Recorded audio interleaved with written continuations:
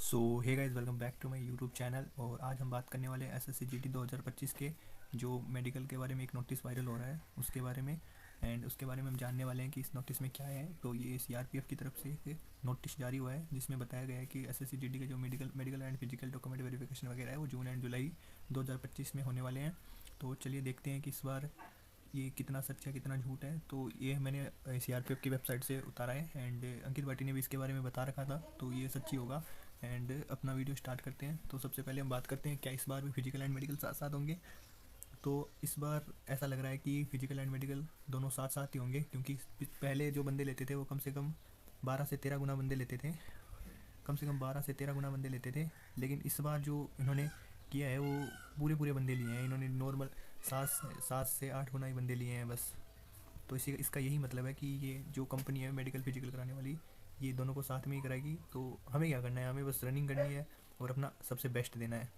तो इसके बाद बात करते हैं रिजल्ट के कितने दिन बाद फिजिकल शुरू होते थे। तो इस बार ही लेट हुआ है, नहीं तो वो 60 से 70 दिनों के अंदर अंदर मेडिकल 60 से 70 दिनों के अंदर अंदर मेडिकल एंड फिजिकल दोनों आराम से हो जाते थे। लेकिन 2 महीने का समय तो लगता ही लगता है, कम से कम 60 दिन तो किसी कंपनी को चाहिए ही चाहिए होंगे, ताकि उनको सब बच्चों का रिजल्ट जारी करना है, उनको बाहर भी करने हैं अंदर भी करने हैं। इस बार ये लग रहा है कि कम से कम 80 दिन तो हो चुके हैं रिजल्ट आए हुए, 80 दिन से ऊपर का समय हो चुका है। एंड पिछली बार भी यही होता, पिछली बार 84 डेज़ लगे थे रिजल्ट जारी करने में, और उसके बाद बच्चों का मेडिकल फिजिकल हुआ था। तो चिंता करने की बात नहीं है, आप आराम से अपना रनिंग वगैरह करते रहिए। नॉर्मल रनिंग है, 5 किलोमीटर की रनिंग होगी, 24 मिनट का टाइम होगा, अच्छी खासी रनिंग है। आराम से अपनी तैयारी करते रहिए। एंड जो भी कोई प्रॉब्लम होगी तो आप मुझे मैसेज करिए, बता देना। एंड आगे देखते हैं क्या इस बार भी जो कंपनी होती है वो मई जून रनिंग कराने से बचती है।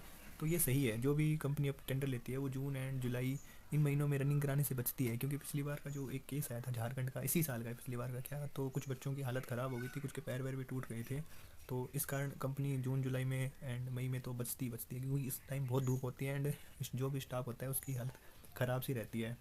सेकेंड टॉपिक है कट ऑफ कम जाने के आसार लग रहे हैं इस बार, क्योंकि इस बार वैकेंसी कम से कम 50,000 प्लस वैकेंसी है। एंड जो बच्चों की एब्सेंट है वो भी बहुत ज़्यादा बच्चे एब्सेंट हो रहे हैं। और इस बार जो सुनने में आया है कि एग्ज़ाम बहुत ही हार्ड एग्ज़ाम हुआ था। एंड पिछली बार से कम बच्चों के कम से कम अगर नंबर कम हुए हैं ना, तो 10 से 15 नंबर कम हुए हैं बच्चों के, -10 से बच्चे -15 कम, 15-15 नंबर कम हो रखे हैं पिछली बार के बच्चे। और उन्हीं बच्चों के नंबर कम हो रहे हैं जो अच्छे खासे एग्ज़ाम में हारने वाले बंदे थे। तो इस बार आप सोच सकते हैं कि क्या हार्ड रहा होगा एग्ज़ाम। एंड कट ऑफ जाने के आसार मैं ये बता दूं कि कट ऑफ क्या जा सकती है। तो इस बार की जो कट ऑफ है वो कम से कम, अगर पिछली बार अगर आप लोगों की 100 पिछली बार अगर आप लोगों की 150 गई थी ना, तो इस बार वहाँ 10 नंबर कम कर लीजिए उसमें, इस बार वो 140 पे ही रह जाएगी। तो एक तो एग्ज़ाम हार्ड था एंड बच्चे बहुत ज़्यादा एब्सेंट थे इस बार हैं। और तीसरा कारण ये भी हो सकता है क्योंकि जो बच्चे यूपी पुलिस वाले थे एंड अदर जो पोस्ट में जॉब वगैरह में अप्लाई कर रखा था, उन सब का रिजल्ट जारी हो चुका है एंड बच्चे उधर भी चले गए हैं। तो इस बार ये लगता है कि इसमें कट ऑफ कम जाएगी। बाकी सब देखते रहिए क्या होगा क्या नहीं होगा। अब बात करते हैं पिछली जो 2022 वाली वैकेंसी थी, उसमें भी अच्छी खासी वैकेंसी थी, कम से कम 50,000 प्लस वैकेंसी थी। एंड जो उसमें एग्ज़ाम हुआ था वो जनवरी 2023 में एग्ज़ाम हुआ था, और रिज़ल्ट भी 4th मंथ में आया था। तो कम से कम वहाँ भी 2 से 2.5 महीने का समय लगा था, 80 से 90 दिनों का समय लगता है, ज़्यादा से ज़्यादा नहीं है। ये एक साल के अंदर अंदर अपना सारा सब कुछ करवा देती है। और जो पीएचडीसी की एग्ज़ाम थी वो 6th मंथ में हुई थी, तो जून के आखिर इसकी अप्रैल के आखिर तक हुई थी। तो इसका मतलब यही है कि आप आराम से लिए एंड फाइनल रिजल्ट 2 महीने के बाद आ गया था आराम से। तो इसमें कोई दिक्कत वाली बात नहीं है।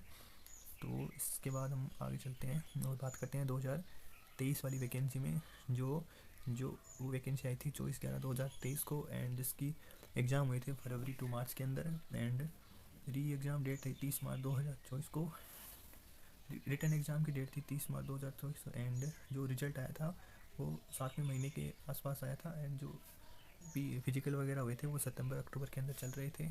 और उसके बाद बात करते हैं इस वाली वैकेंसी, मेन ये वाली वैकेंसी है। इसमें एप्लीकेशन में